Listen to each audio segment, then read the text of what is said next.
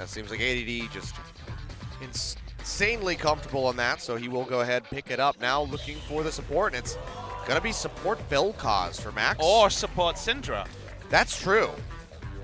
That is quite true. So they have that ambiguity. I mean, we've seen Max playing some really odd ones. Brought back the Zillion support. And now Nautilus coming through potentially, but...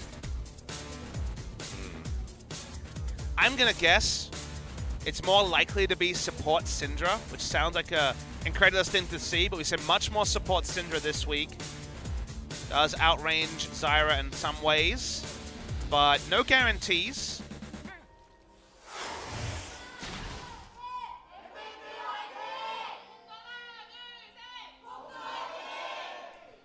All right, and here we go. See already, several members of MVP pushing forward. They'll get a ward inside the Raptor pit. Just going to be trying to track punch as much as possible. Some geometry in the bot lane as Vel'Koz hit the rift. No big surprises in the keystones. Pretty predictable stuff there. Warlords on both AD carries, especially given that the poke's going to be pretty severe. Warlords and 3 potions, given that we are in this longsword meta as the mages continue to be prevalent in support role.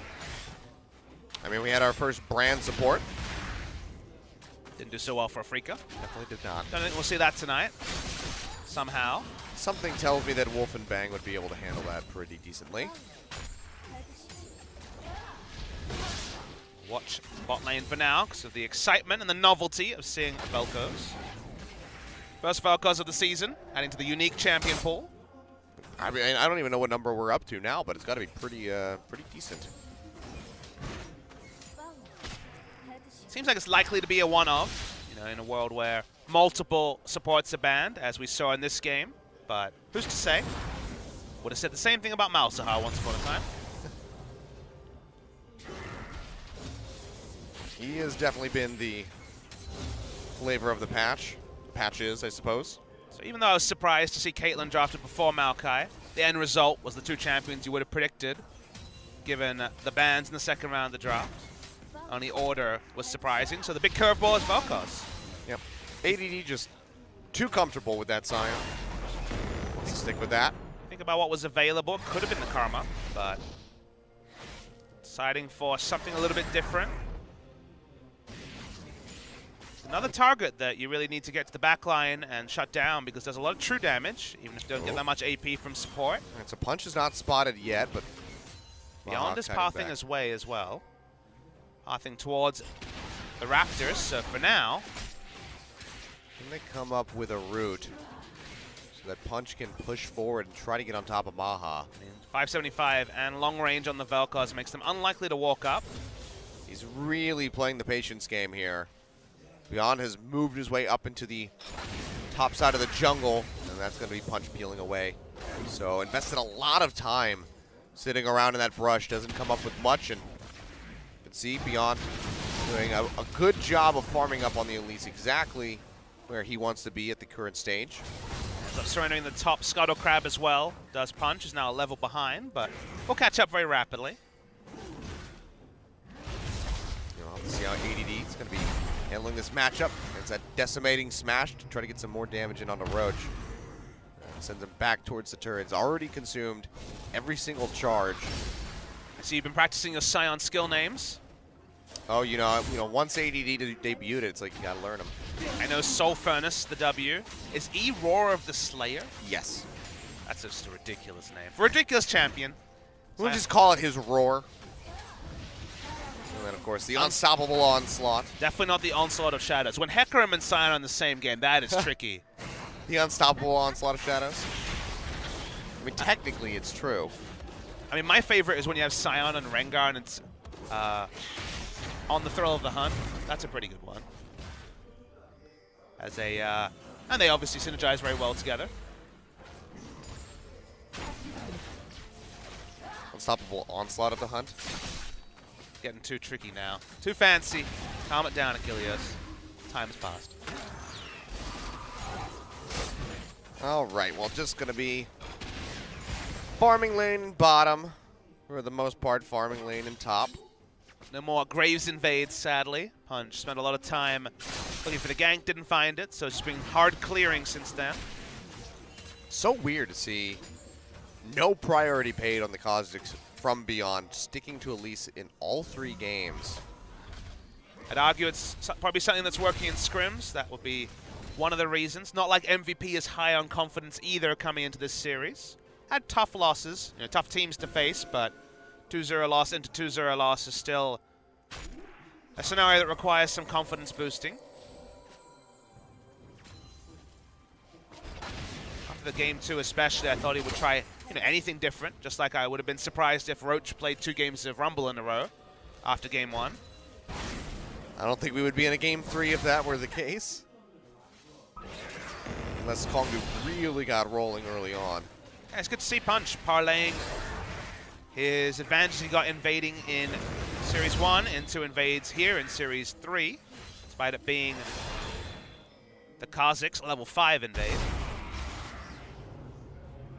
Not a lot of action in top lane, guys. Just trying to get that Soul Furnace pop. You do lose those traits, Roach, to be clear. There are some tanks that the base values from Maokai are relevant on, but... I mean, especially when he's already got a Spectre's Cowl. Sion's base damages are actually really impressive. Do max Q. Full channels, I don't know, something like 450 base damage, I think. It's a lot. That is quite a bit. So yeah, already chunking out Roach. Inching above him as far as CS is concerned. Edge not going to get caught by that orb. He'll get stunned up and he'll be alright. Has the cleanse ready to go. Has to choose wisely. As he gets stunned up by the Scatter of the Weak. He used the cleanse just like that. There could be a cocoon to follow up. This time, not quite, but they're going to get both summoners out of Edge. Good pressure by Ian all by himself. Didn't even have to flash either. Was just threatened by the range of the Unleashed Power at the same time as his mid laner is flashing and cleansing away. Beyond invades and takes away Punch's red, so Punch, nothing he can do there. No pressure on the map. Yeah, and can't really even stick around to farm up these minions underneath the tower because Ian's just got so much pressure here. He's running low on mana, but has that Lost Chapter as well as the Doran's Ring, so could definitely get a lot of harass off on the Kha'Zix. So he's just going to go ahead and peel back, and Edge is going to lose a decent bit of CS. Punch is going to be 3 buffed in this particular round, the second round of spawns. Unless he can find a way to somehow monopolize blue buffs. Seems unlikely, given that Ryze would be invading with no summoners. Ghost Drake spawn is not an Inferno this time, it is just a Cloud Drake. Oh boy, Soul in the bottom lane. Yeah, gotta get locked down by the Chain of Corruption. And Max, he throws out the laser beam. That's gonna be first blood coming through. He takes that one away. And that's just so much chain CC. Chain of Corruption straight into the knockup from the Vel'Koz. And the last surprising Varus lane we saw was when Gorilla brought back the Nami and you had the Chain of Corruption into the knockup. Would have been Varus required to shoulder damage, but if you want damage follow-up to a Chain of the Corruption, here it is. It is the Vel'Koz, and that's why I said, really interesting to see who the backline target priority is on, because both Varus and Vel'Koz, if they're given time, Rylai's Liandry is a pretty common support build now. You get that to a Vel'Koz between the maximum HP damage, or current HP damage of the Liandry's and the true damage of his ultimate. He is a damage threat of his own with even just a modicum of gold. So we'll see what Roach decides to do with that target selection later in the game. It's gonna be a really rough start here for Soul, already down by about 20 CS. Maha going for the stacking option. He actually completes the Mana Moon over finishing a serrated Dirk item. Poke won't be as strong, but maybe he has enough damage coming from the Vel'Koz to not need it. Yeah, maybe he's just going to go for the support. Yeah, at the beginning here, it says, you know what, I'll just be a Chain of Corruption bot. You get the kills, we'll be good to go. Vamp Scepter picked up by Soul, so... Yeah, forced into it early. You're going to eat some type of poke when you... Again, you're doing so many angles when you're talking about dodging the Q from Vel'Koz and the Q from Varus that inevitably you're going to get hit by something, so... We'll be itemizing at some point into the Mercurial Scimitar, so why not early Vamp Scepter? I don't think enough laners go for Vamp Scepter early enough in their build. They just trust something like Warlords, but you can see Soul's like, I need to get through laning phase. So he went Longsword 3 potions, Warlords, and Vamp Scepter. This is the ultimate. Guys, I've got it. You're stronger early game. I just need to survive. Don't want to be chunked out. So it might help his back timings, even if the first one has to be a Vamp Scepter. Overall, rough positions for everybody on the side of Kongdoo Monster. Definitely not the start they wanted after finally winning a game. Early power spikes in every lane for MVP. That's the big thing the draft got them, is that for once Beyond has winning lanes for him to be aggressive on this Elise. Had to watch Punch basically have the run of his jungle with the Graves, so moving away the big dueling advantage in the jungle and also picking stronger lanes, like for example opting for the Scion over Maokai, seems to be helping a lot. Edge getting hit there, but Ian doesn't want to go for the all-in. Does have Beyond wrapping around from below. He's going to get spotted by these wards in the river, however. So they know exactly where he's at, and that's going to allow for Edge to go ahead and play back closer to this turret. Still just trying to build up towards that Rod of Ages. Just has the Catalyst. Not sure how much gold he's got in the bank at the moment. So he could be close. Ian looking for a roam.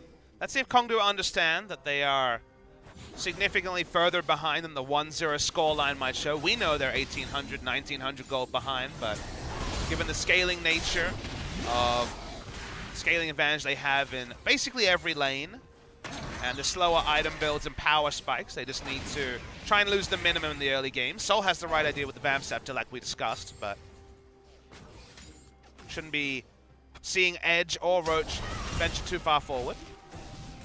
I have to see where they try to make a play. It's a big gold lead for Beyond over Punch. Again, some of this 30 CS advantage is going to be smaller minion pickups, so it's not necessarily as severe as a 30 CS advantage in other lanes, but speaking of 30 CS advantages, we're bordering those in basically every lane. Yeah. See, Beyond's already got that here out of the jungle, where Punch has been struggling, hasn't been able to get in for a gank, really. Tried that one in bottom lane at level 3. Didn't come up with anything. Now they're going to be fighting over the red buff. Ian says, I'll take that. Tries to throw it at Edge. And they should just be able to finish this one off. Scout of the week won't come up with a kill. Cougar, though, getting rooted yet again. Chain of Corruption comes down to find the kill. Pops the heal to keep himself alive. Soul going to be exhausted. Should go down. One more hit would do it, but they actually can't find a piercing arrow. He hit it. Does he hit it? He There we it. go. Maha predicts the movement. Soul just not juking well enough. A double kill in the bottom lane, 3-0 and MVP, really starting to snowball this lead. Wry smile on the face of Max. This Vel'Koz is working in an even better way than he expected. 2 kills post-6 for this Vel'Koz lane, able to turn. Starting to remind me of Praying Gorilla breaking out the Ash and the Misfortune and just surprising Wolf at every possible opportunity. Not quite a world semi-final, but still a big game for MVP. If they have any playoff aspirations, they cannot be losing series. The likes of Kongdoo Monster. They break the bot lane, and it's going to be first brick or first blood at turret to MVP as well. And now the gold leads starting to get out of order for 13 minutes. Yeah, I mean, Kongdoo losing game 1. They had the lead in the beginning, and then they weren't playing towards their strength. Right now, they have no strengths to play towards. This is such an awkward position for them to be in. And they have to just be racking their brains, trying to decide, what do we go for? There's a Cloud Drake, but that's not going to net them very much. Yeah, their strength is the proverbial late game, and I use the inverted commas there because they're losing every lane and pressure, so they just need to lose the minimum. That's often about setting up a control ward line that kind of shows the viewers and also the team where they're safe to go. Like, these are the camps we think we can fight for. Something like a Cloud Drake, no. They definitely are not safe enough to fight for Cloud Drake. If there's a free Cloud Drake they're trading for, maybe. But fighting for one, definitely not. But their own jungle camps, that's perhaps a spot they can fight for if they have enough vision around it. Losing the minimum is what they need. Let Rise start to get scaling. Rod of Ages time is going to be pretty significantly delayed. Recipe still needs to be online. And we're 15 minutes into the game. Maokai will get there. Again, all these champions will get there. But they need a bit of luck. They kind of need MVP to meander and only gain the minimum with the lead they have. And they also need to be restrained Only 3 kills have gone over, but that hits double digits before 30 minutes. Bad times for Kongdoo. Yeah. Already 4,000 gold here at 15. It's just so significant. In MVP, they're looking to add more onto this. Max and Maha up to the top lane. They'll get a bit of free damage onto this turret and deny some of those minions away from Soul, who is just now arriving. So want to get into range of the Chains of Corruption. Could die even under turret here, the Caitlyn. I was going to say, if we've learned anything, it's that even, in that 2v2, they are not safe. Soul can just get popped. Guger especially being extra squishy on that Zyra. 100-0 is a very real possibility if you're MVP. The first mistake here from MVP is they need a deep ward for Sion to teleport on so they can threaten a dive around this top target, because for now, Caitlyn 1v2 is actually pretty safe. Wave clearing. This shouldn't be the case given how far ahead they are in every other lane. But the prep work to threaten a dive is not there, and that's just going to turn on Beyond. Oh yeah, he gets hit up, takes a lot of damage, goes up with the repel, flashes away. Won't get popped up by the Strangle Thorns and makes it out with his life. A decent catch and a step in the right direction for Kongdoo Monster, but they still just can't put a kill on the board. MVP, again, because they don't have vision, they're making riskier plays that can be punished. Ryze going somewhere, going mid. That's going to be Edge coming in onto Ian, but doesn't really get anything. Here we go, Ensemble Onslaught from ADD. Charges from the bottom lane straight up the river, forces the flash out of Edge.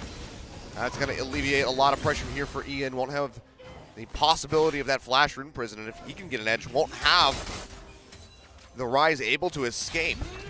Soul hit up by the Chain of Corruption. Yet again, we know how this one ends. Max puts another kill on the board for himself. I think he might have 3 of them at this point. And that's going to be yet another turret going down. Yeah, the mage build is certainly going to be online for Max. Don't expect there to be any Aegises from this. Vel'Koz is going to be Rylai's and Leandry's, you'd have to imagine. Oh, TP being used. Roach coming down into the mid lane. They want Ian. Ian, yeah, he gets rooted up.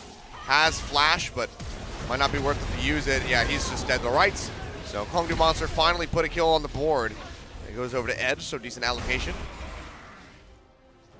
And looks like MVP won't really be able to re-aggress. Punch goes on to Beyond, works him down pretty low. He's going to flash forward, but the exhaust comes through from Max, keeping his Kha'Zix alive. There we go. That's the 3rd kill for the Vel'Koz. 3-0 and 2. And now they're going to look for this mid-tier 1, knock down that final outer turret. And the 100% kill participation continues for both of the bot lane members of MVP. They won their lane. They've gone top, got the kill, taking a 2nd turret now. Going to have that trifecta. Winning the game through the bot lane is not what we expected too much from MVP, given the struggles of specifically Maha in previous seasons, but Max in particular seems to just have brought tech that Kongdoo Monster weren't ready for. And that's a big gold lead continues to develop. Almost 7,000 now at 18 minutes. And this is such a bad spot for Kongdoo. I mean, look at that. It's the Youmuu's Ghostblade 2nd into now working towards Edge of the Night. A lot of flat armor penetration before any armor items are completed on the side of Kongdoo. Against Elise. Maokai's been forced to go into double magic resist items to start. Everyone else building towards more magic resist. Maha's getting closer and closer, doing true damage to members of Kongdoo Monster.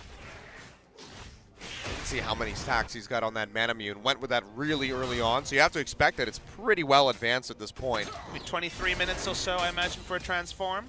Could be even earlier. We've been seeing him really late because of how slow it is to stack on the tiers, so I'd be really impressed with the 23-minute. Maha, though, they try to get the root onto him, but Duke's back just in time to dodge that out. Keeps himself safe.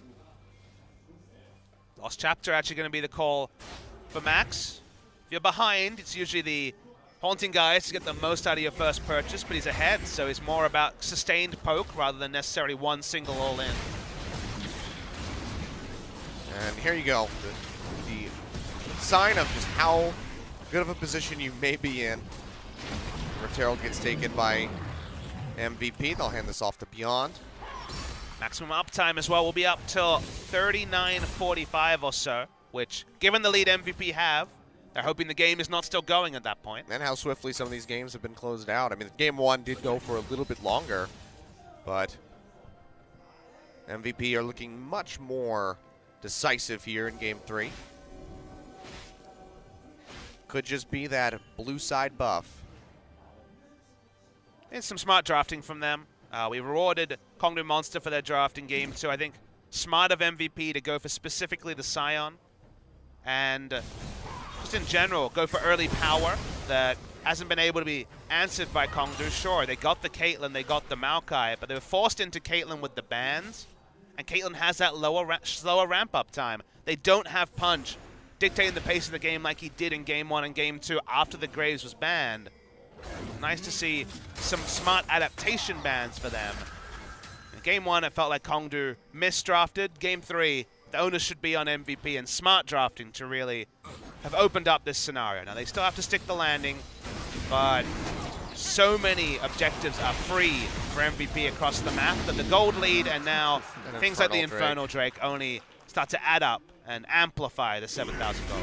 This is definitely exacerbated now. MVP, can they make a play on the top lane? Looks like it's just going to be ADD going in alone as Ian pinches up from the river. Can he get a kill on the Punch? Knocks him down so low, but just doesn't have anything else to really toss out to try to finalize that one.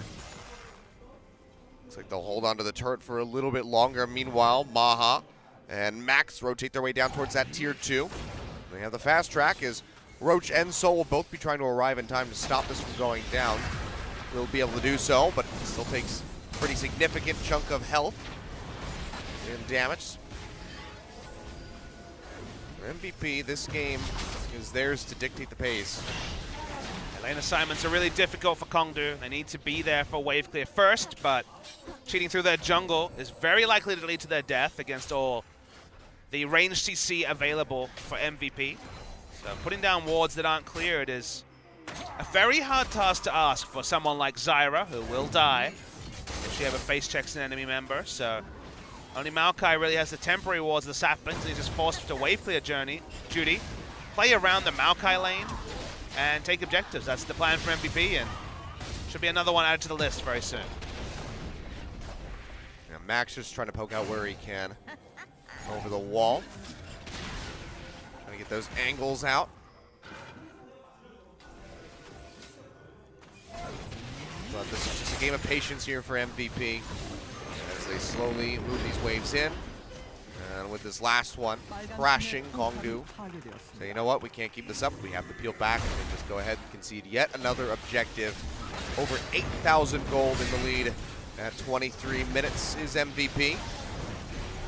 See ADD just completely unfazed by the damage that Soul is trying to offer up. Just can't get through that big tanky Scion. Doesn't even have any armor yet. It's only going to get more unkillable. Only a chain vest completed so far for ADD. Another armor item in there, and suddenly things going to get comical. I mean, especially once you got the Randuins, you can just charge in with the unstoppable onslaught. Drop that AoE slow. And then kind of swing your giant axe around. Decimating smash, roar at some people. They die. Not by your own doing in the late game. You never know. If he's alone with somebody long enough, I'm sure he could take him out. It's a Realm Warp coming through. Really aggressive. Just sending in Roach all by himself. He gets on top of Ian. Gonna get Ian Ian a first. headshot coming through Soul. Can he find it? There we go.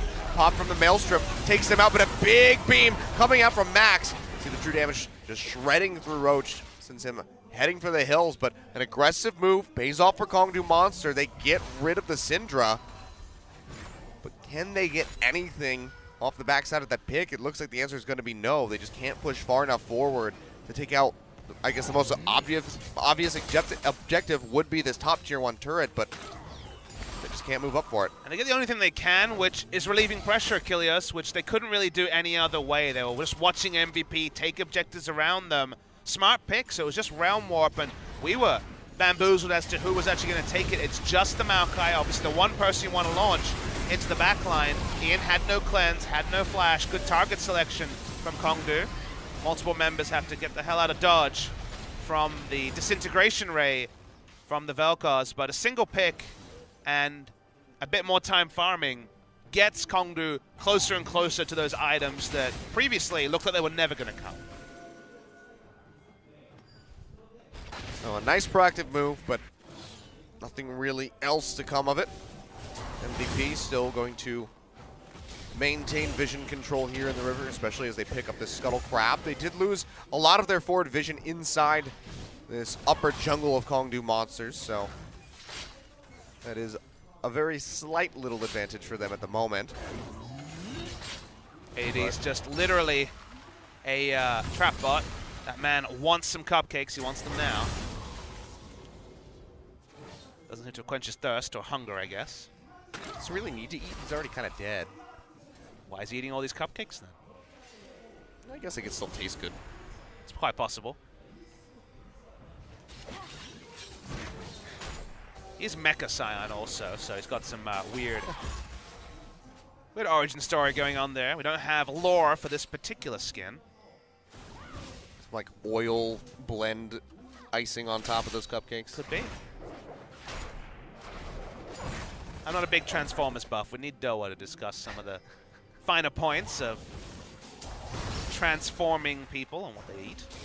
Yeah, I don't really want to base my Transformers knowledge off of the first 2 Transformers movies by Michael Bay. Always defer to Michael Bay on specific knowledge. Especially when it comes to lore in any sense, it's always off of Michael Bay. I mean, Armageddon was based on a true story. Oh.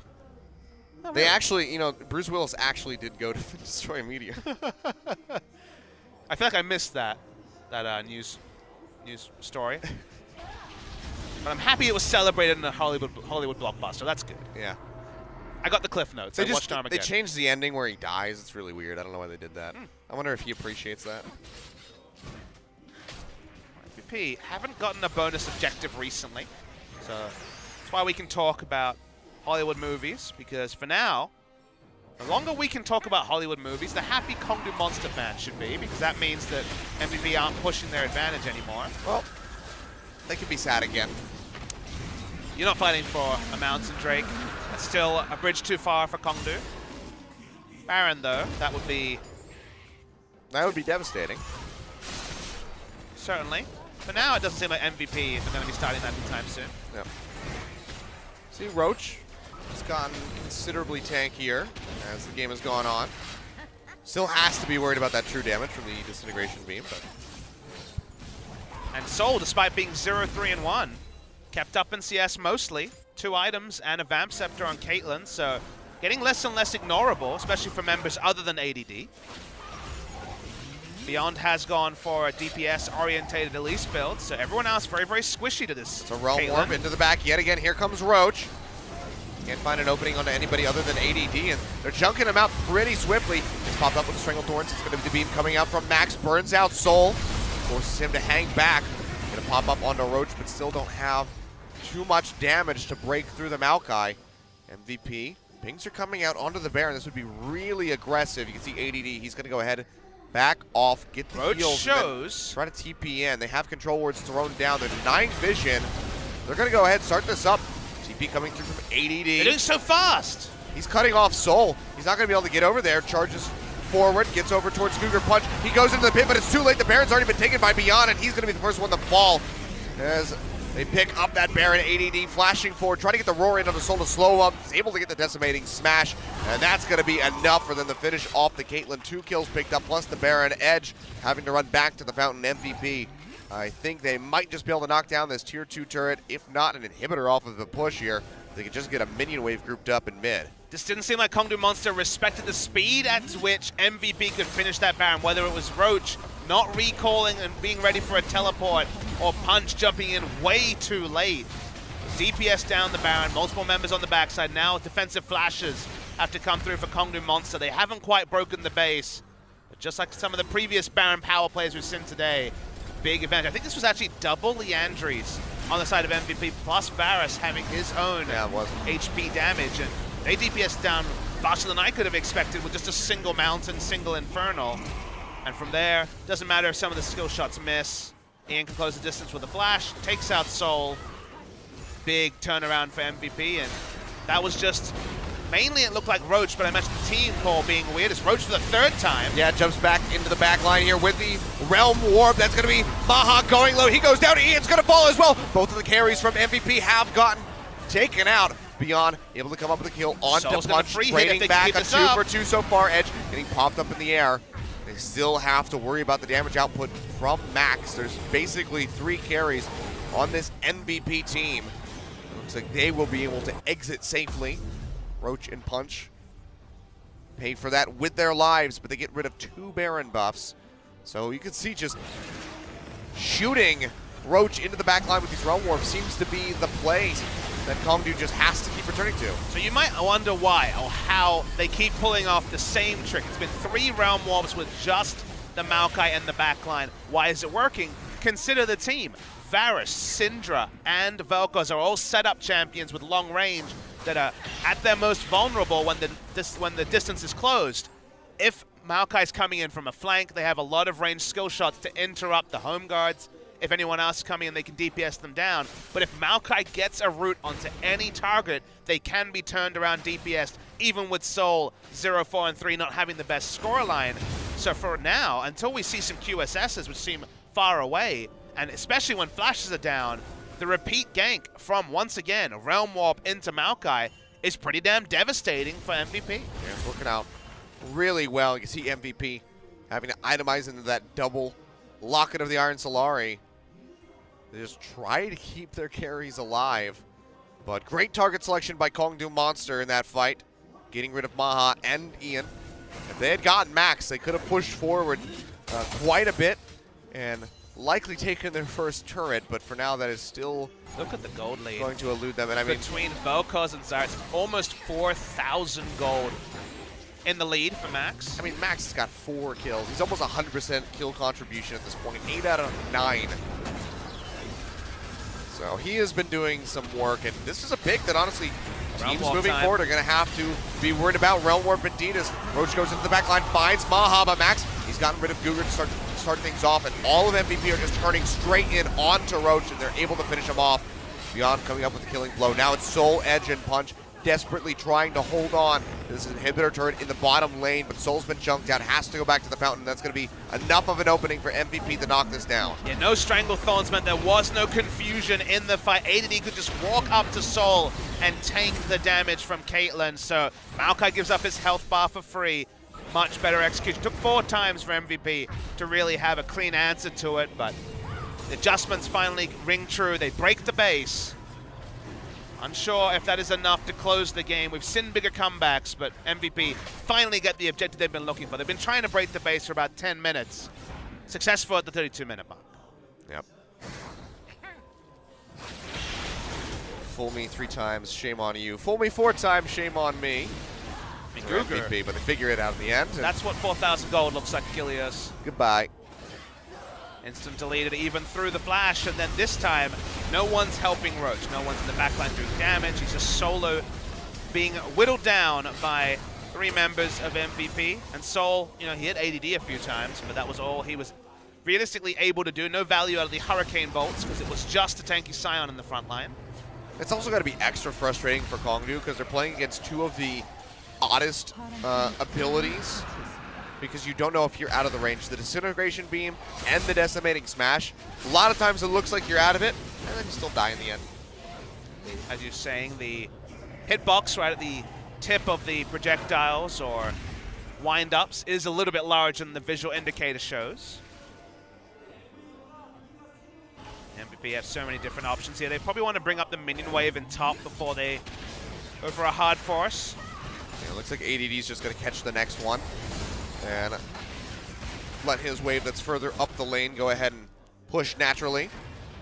Will mean that there's likely to be an even more clumped wave, so a safer turret taken this way. And you can see him getting rooted, but he throws up the shield. Takes Can I, though? a decent little bit of damage. Takes some really strong roots to lock down a mech. Really? Seems accurate. Oh. 2 damage coming through from the Vel'Koz.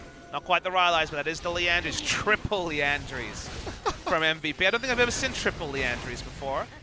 All right, Maha, go ahead. Get a Liandry. Sell your boots. Squad goals. Yeah, this is getting a bit ridiculous here. MVP. The ADD perfectly fine to just sit underneath that turret for days on end. As they try to knock down this tower, Soul has to go clear out the super creeps in bottom. Takes her days on end. Soul's not been having the best of times. Does seem like shutting down the AD carry pool, which is a very predictable thing when you don't first round draft an AD carry, has been that much stronger than trying to shut down the support pool. Score lines make that obvious, but Soul has not had his repeat level of performance he had on the more meta AD carries in this game. Strong Orb goes down inside the Baron pit. We already saw how much damage MVP can do to this, and it's getting absolutely shredded. Punch. Can he be the hero? Goes in, but just can't get the smite seal away. He gets popped yet again beyond picking up the kill. Now ADD goes forward with the unstoppable onslaught. Tries to get a lockdown onto Roach. Can't get a whole lot done, but still a kill down. Baron empowered minions crashing into the base. The super creeps already starting to chip away at that bottom Nexus turret. And you have to think that MVP have been handed everything that they could possibly want to close out this game. 7 seconds on Punch's respawn. They want at least inhibitors for this. Could be more. Inhibitor turret falls in mid. ADD still shoving up in the top lane, moving that wave in. And should be able to take that out. Engaged, they're trying something. Yeah, they are jumping onto Maha. He still hasn't taken that much damage. And he is just chipping away at Roach. So much percentage HP damage. And he will go down. And now without the tanky Maokai, stand in the front. And with the big burst of damage onto Soul. Wave clear. The tankiness of Kongdoo has been so severely limited. These Baron empowered minions who have to expect that this is going to be the game. First Nexus turret falls, Punch goes in to try to get a kill onto Max, but he just turns it right around, helps burn him down. Maha finishing him off for his support with that piercing arrow. Cougar, the sole living member of Kongdoo Monster at the end. They were so close. They won game 2.